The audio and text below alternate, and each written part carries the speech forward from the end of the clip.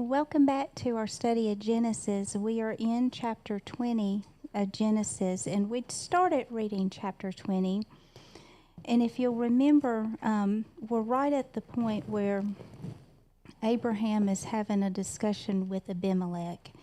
And remember, Abraham had told Sarah, his wife, to tell anybody, listen, you're my sister. She was so beautiful. And so Abimelech, the king of Gerar, had taken Sarah. And God came to him in a dream. And he basically said, listen, this woman is married to Abraham. And God said, you're in trouble, buddy. You're a dead man walking. In essence, you got to make this right. And so in verse 12, and yet indeed, okay, so Abraham's trying to explain all this to King Abimelech. And yet indeed, she is my sister. She is the daughter of my father, but not the daughter of my mother. And she became my wife. And it came to pass, when God caused me to wander from my father's house, that I said unto her, this is thy kindness which thou shalt show unto me. At every place whither we shall come, say of me, he is my brother. So when Abimelech confronted Abraham, he said, well, she really is my sister. She's the daughter of my father, but not the daughter of my mother. And how he had an agreement when he left his country and went into strange land that Sarah would say that, instead of saying that she was his wife, would say that his sister, because she was so beautiful, he was afraid the people of the land would kill him in order to take her as a wife. Okay. And Abimelech took sheep and oxen and men servants and women servants and gave them to Abraham and restored him Sarah, his wife. So to appease all this, you understand God has already dealt with Abimelech, and so Abimelech brings this gift to Abraham of sheep and cattle and servants that he gives to him. And he says, now take your wife back. And Abimelech said, behold, my land is before you. Dwell where it pleases you. And so, Abimelech doesn't just run him out of the land, but he tells him, look, the land's before you. You just settle in the land where you want to. Now, something to remember about this is remember, Abimelech is the king of Gerar, which is in the Philistine. That's the Philistine city. So this is the land of the Philistines. And remember that God has told Abraham that wherever he goes, that that he's going to possess the land. So this land of the Philistines eventually became the property of the nation of Israel. Okay? And unto Sarah he said, behold, I have given your brother 1,000 pieces of silver. Behold, he is to you a covering of the eyes, and unto all that are with you, and with all other. Thus she was reproved.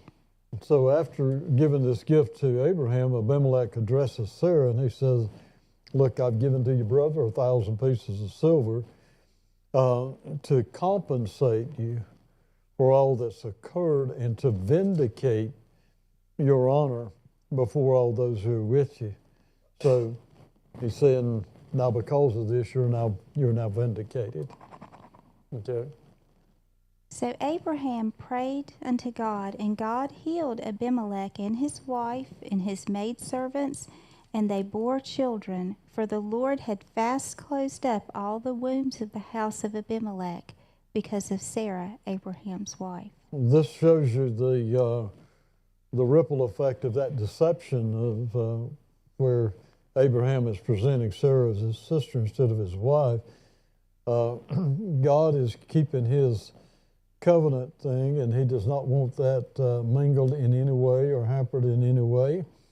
And so he afflicts the household of Abimelech, his wife, all his female slaves, and so they can't bear children.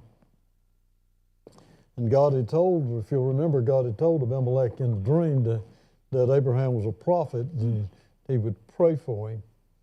So Abraham prays for Abimelech, and the result of that prayer is that their wombs, the women's wombs, are open to where they can now have children.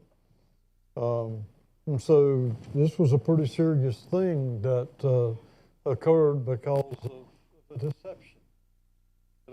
Deception always has ramifications, doesn't it? Mm.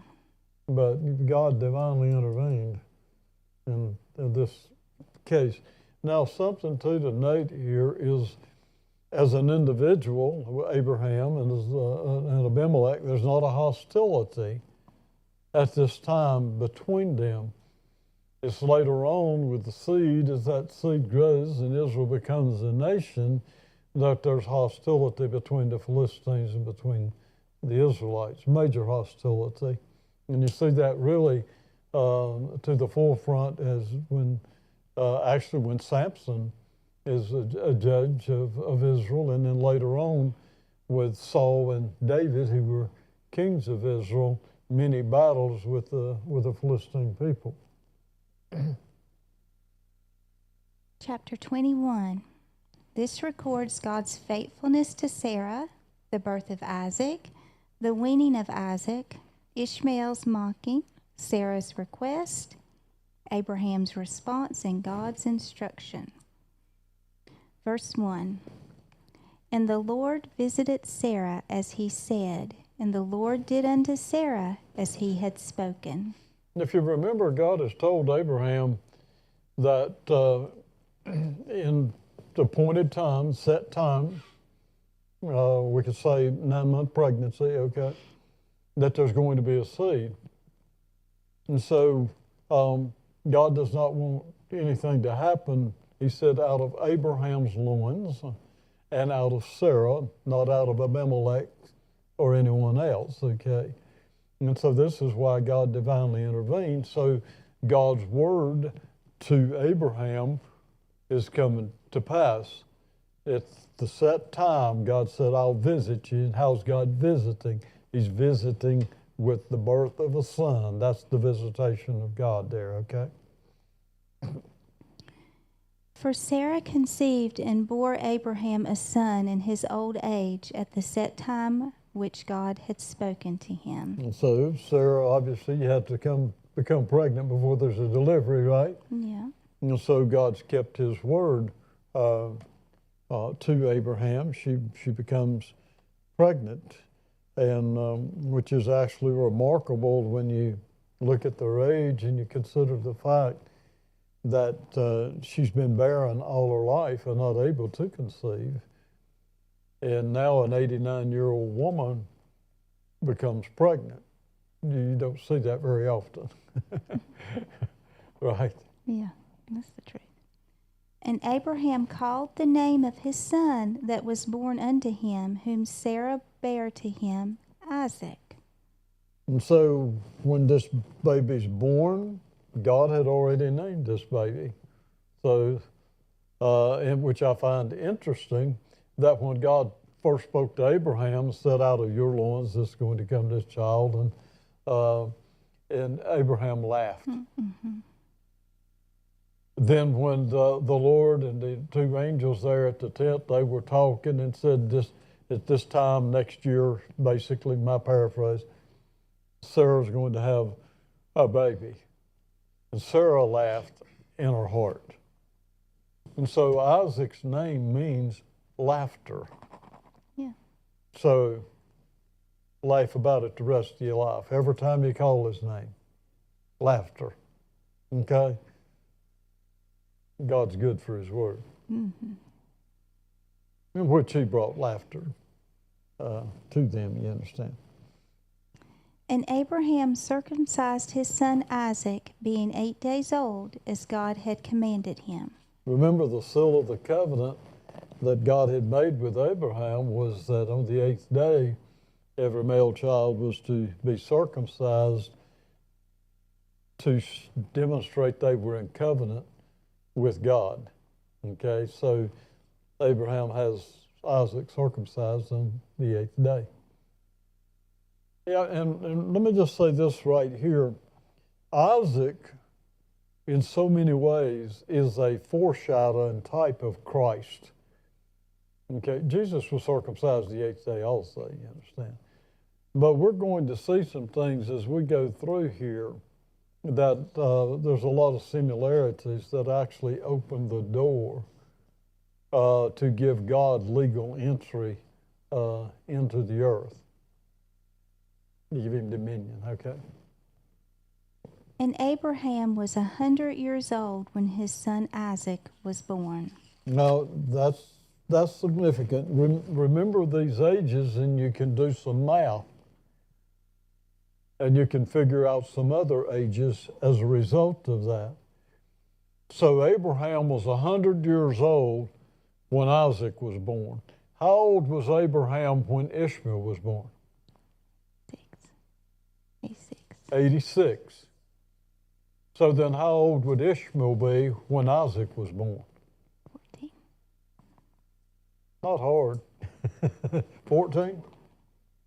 And so he's a teenager when Isaac is born. Just bear that in mind. That's when Isaac is born, he's 14 years old. Or thereabout, right? Mm-hmm. Okay.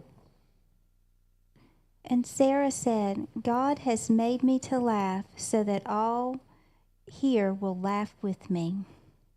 So Sarah says, God's brought me laughter. Mm-hmm.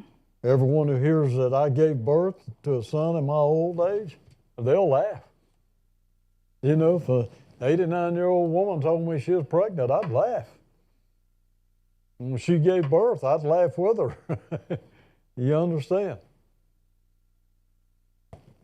I was thinking about this laughter today, and you know, the promises of God, we can laugh in a mocking way of, oh, that's not going to come to pass.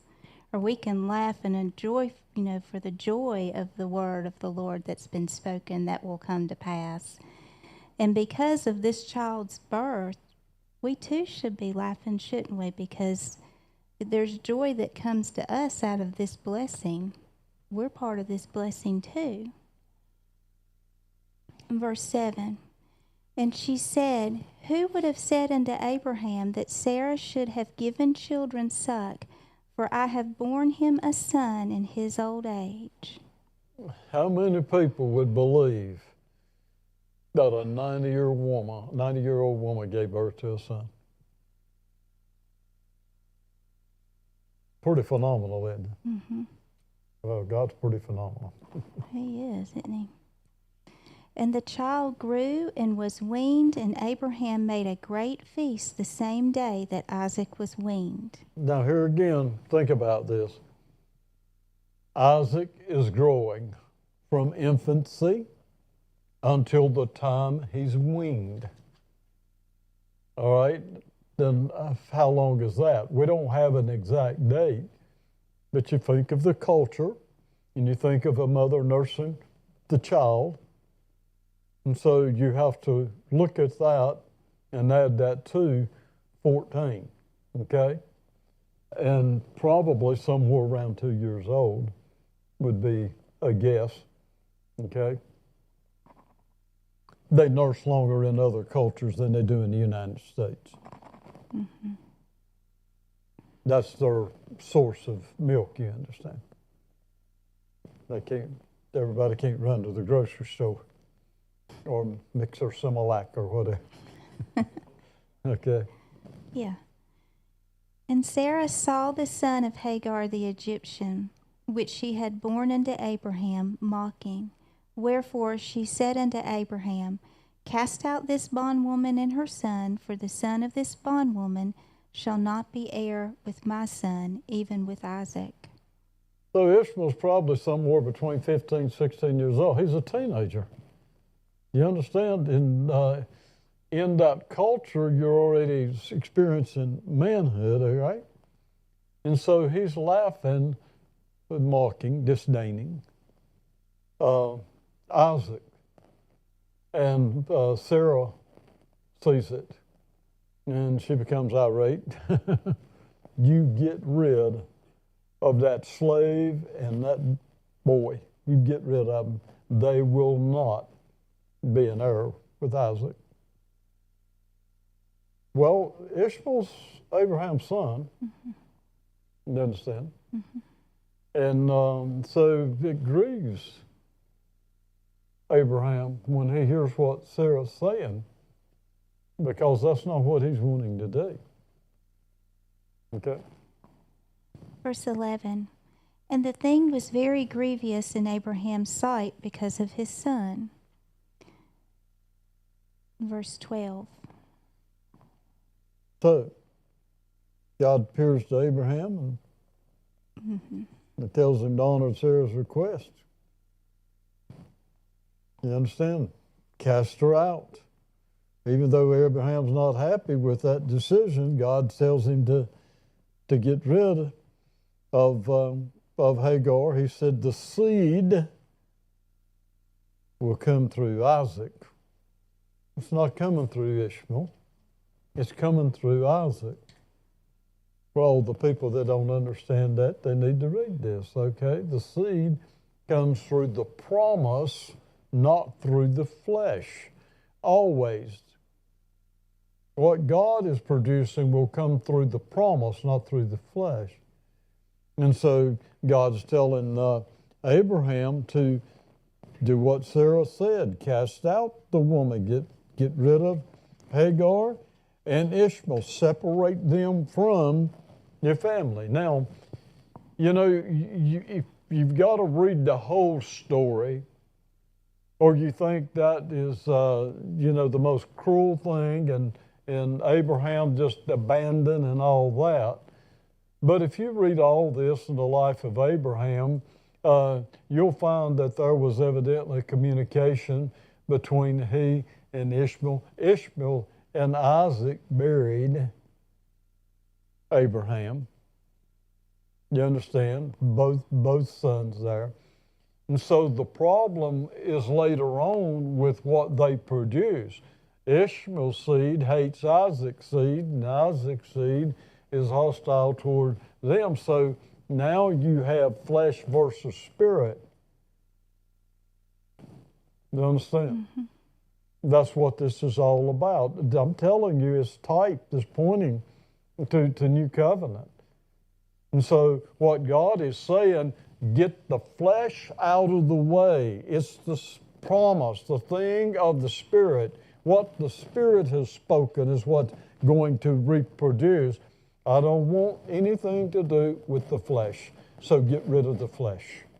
So that's what he's saying. When he's saying Hagar and Ishmael, he's saying get rid of what the flesh produced. Okay? Verse 13. And he also of the son of the bondwoman he said, I will make a nation because he is your seed. Now this is interesting. God says you get rid of the flesh. You get it out of the presence of the promise. But because Ishmael is your seed, because of God's promise to Abraham, he said that he would bless Ishmael because he was the seed of Abraham. And so Ishmael becomes a nation. You with me? Dwelling among his brothers. Wild man. Against everybody against him. Boy, are you seeing that today in the Middle East. You understand? This is the result of what flesh has done. But yet God honors Abraham. It's not that God just annihilated Ishmael and Hagar.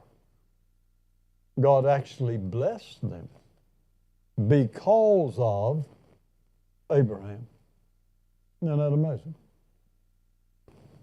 You know, you think about, we've said many times about Abraham as somebody that we can learn so much from. And we all have to come to a point in our life where we all do come to a point in our life where we have to choose to follow Spirit and let go of the flesh. And for many of us, that's a hard thing to do, isn't it? Letting go of that flesh. It was hard. That's His Son that He loves. He had to be willing to let go. And we're going to find out a little bit later here, even more than that. He has to be willing to even lay down the promise. But you find even as with an individual that a person that chooses to walk in the Spirit and follow the ways of God, God will bless them naturally as well. Mm-hmm. You understand? Yeah. Okay. He does, doesn't he? Verse 14, and Abraham rose up early in the morning and took bread and a bottle of water and gave it unto Hagar, putting it on her shoulder and the child, and sent her away. And she departed and wandered in the wilderness of Beersheba. Now, this is something about Abraham.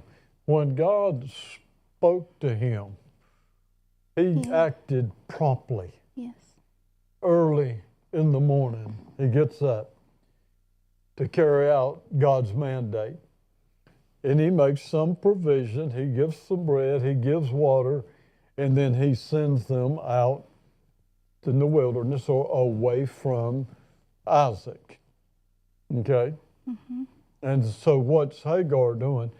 They're wandering. Maybe no sense of direction. I don't know what the deal is, but wandering in the wilderness, okay? Frustrated because of what's happened, obviously. And the water was spent in the bottle, and she cast the child under one of the shrubs, and she went and sat down over against him a good way off, as it were a bow shot. For she said, let me not see the death of the child. And she sat over against him and lifted up her voice and wept. Now, there's a lesson for us here. If you go back to the very time, to the beginning when Hagar got pregnant and was disrespectful to Sarah, and Sarah dealt hard with her, harshly, and Hagar ran away. And the angel of the Lord met her and spoke to her, gave her a promise concerning that son, Ishmael. God named him and said how he would become a nation. But when she gets in adverse circumstances, she forgets the promise. And it's like people today, God speaks to your heart. God gives you a promise. God gives you an instruction or a mandate. And the circumstances don't agree with that, the adverse circumstance. And what do people do? They lay down the promise and walk away from the promise. And that's exactly what Hagar did. Now you understand, Ishmael is a teenager. So it's not like she's carrying an infant in her arms. And she takes him, puts him under a shrub there, I guess, to protect him from the elements, from the sun, whatever. They're out of water. And then she walks off. A bow shot's a pretty good shot. So she walks off a pretty good ways from him, but she can see him. She doesn't want to see him die. And then she starts crying. Then we'll pick up with the story, okay? And God heard the voice of the lad. And the angel of God called to Hagar out of heaven and said to her, what ails you, Hagar? Fear not, for God has heard the voice of the lad where he is. Arise, lift up the lad, and hold him in your hand, and I will make him a great nation. Now notice this. God heard the boy cry. Not Hagar crying. God heard the voice of the promise. You hear me? Ishmael's a promise. God heard the promise. God's not going to let the promise perish. Right. He's going to look out after the promise. And so he deals with Hagar. What ails you? What's wrong with you? That seems like a sort of hard statement, considering the circumstances. But he tells her, he said, don't be afraid. I heard the voice of the boy. Now get up and you go get that boy. You embrace him. And I'm going to make a great nation of him. In other words, he's bringing to her remembrance the promise that had been made many years earlier. But she forgot the promise, evidently. And God is just refreshing her memory. The bottom line is, I said I was going to make a nation out of him. Mm-hmm. He'll become a great nation. And God opened her eyes, and she saw a well of water, and she went and filled the bottle with water and gave the lad drink. Now, I want you to think about this. Why didn't she see that well of water before? You can get so caught up in your circumstances that you can't see the provision. Mm. And so, first off, God deals with her circumstance. Go get the boy. He's going to become a nation. And her eyes are open to water that was there, but she hadn't seen it. You understand? A lot of times God has to get our mind off of this so we can see that. Mm-hmm. You with me? Mm-hmm. And God was with the lad, and he grew and dwelt in the wilderness and became an archer. And so they get the water, they get refreshed, and then they evidently stay there in that particular area of Beersheba. And Ishmael grows and lives there, becomes an archer. Mm-hmm. Am I ahead of you? No, I think I was behind. And he dwelt in the wilderness of Paran, and his mother took him a wife out of the land of Egypt. And so they're living in the wilderness of Paran. And remember, Hagar's an Egyptian, right? And so she takes him, she goes to Egypt, she gets an Egyptian woman for her son. And so Ishmael marries an Egyptian woman. His mama's an Egyptian, his wife is an Egyptian. Okay? And it came to pass at that time that Abimelech and Phicol, the chief captain of his hosts, spoke unto Abraham, saying, God is with you in all that you do. Now, after this event, Abimelech, remember who Abimelech is?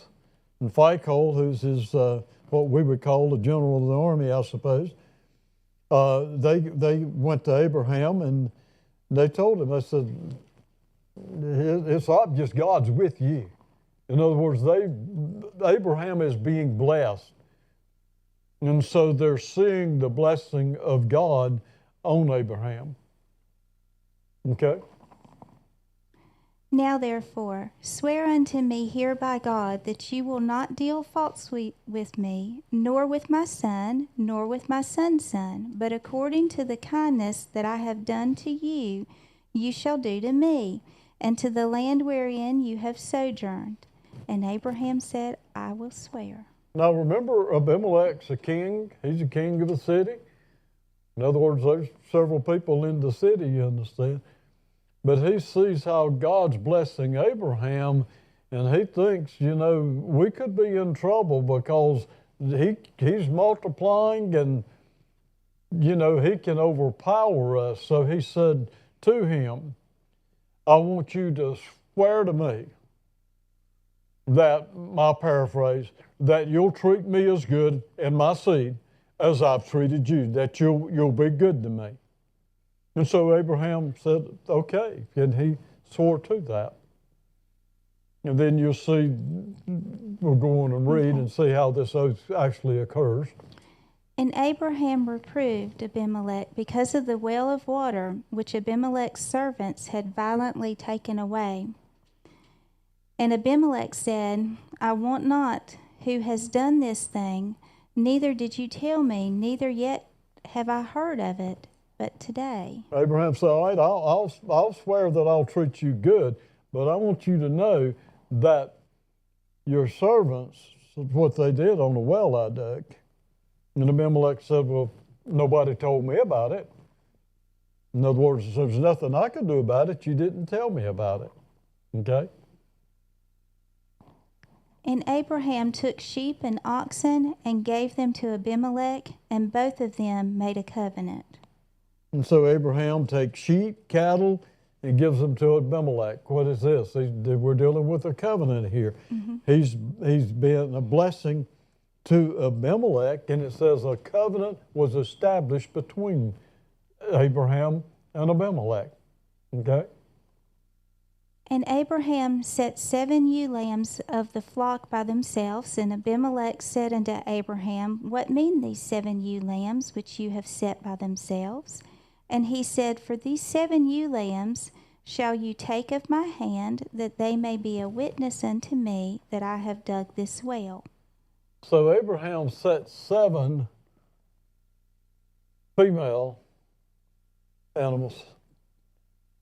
And Abimelech says, what's this all about? Now the 7 there is significant. These 7 female sheep. This is significant because Abraham says, I dug this well.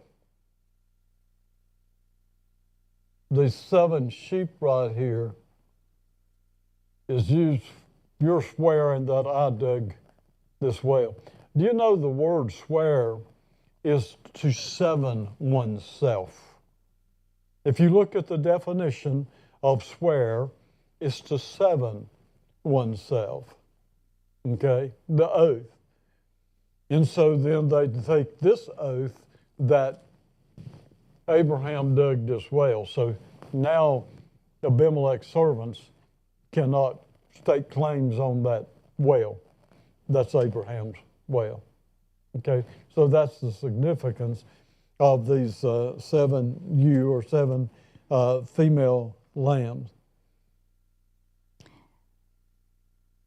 Wherefore he called that place Beersheba, because there they swore both of them. Thus they made a covenant at Beersheba, and Abimelech rose up, and Phicol, the chief captain of his host, and they returned into the land of the Philistines. Note what Abraham called the place Beersheba. Mm-hmm. Because of the oath that was made between Abraham and Abimelech. And so after they make this covenant, Abimelech and Phicol, the chief captain of his host, return to the land of the Philistines. You got that? They return to the land of the Philistines. So Beersheba, it means well of the 7, or well of the oath. And in verse 33. And Abraham planted a grove in Beersheba, and called there on the name of the Lord, the everlasting God. And Abraham sojourned in the Philistines' land many days. So Abraham planted a grove just simply means a group of trees. A grove could be a group of trees, an orchard, whatever. And so he plants these in Beersheba. And then it says he called on the name of the Lord, Yahweh, Jehovah, and God, El, and then everlasting, which by definition is eternal. I think the Hebrew word is something like olam, or something of that effect. And so Jehovah El Olam. Okay? God, eternal. That's who he called on. The eternal God. You with me? Mm-hmm. The only eternal God. That's a good stopping place. Okay. It's time to take a break, and we'll pick back up with chapter 22. Okay.